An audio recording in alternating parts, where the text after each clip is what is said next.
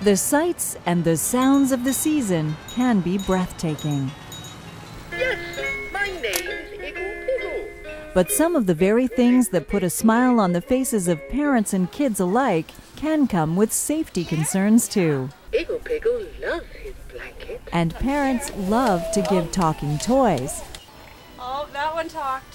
But it's easy to forget what makes the toys talk and move. Walk down the aisle of this store's toy department and you'll find many that require batteries, even for kids as young as 18 months old. It's important that parents supervise their kids and also make sure that batteries are inserted properly.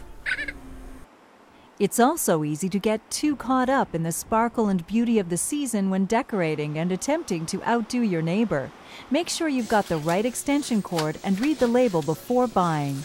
Every cord should have a CSA or ULC approval on it.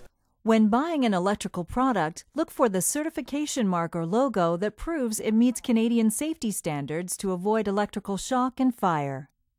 The lights are hung and the shopping is done. But before you cozy up by the fire and relax completely, here's another powerful safety message to keep top of mind at this time of year.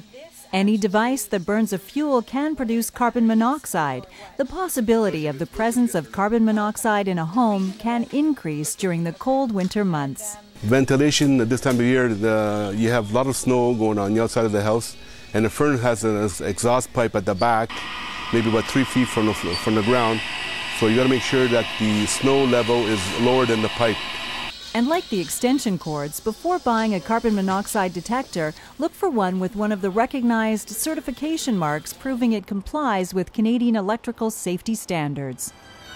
So this year, before you turn up the wattage on the sights, the sounds, and the smiles of the season, keep safety in mind. For more holiday safety advice, including tips on how to safely prepare those holiday meals and treats, check out this website.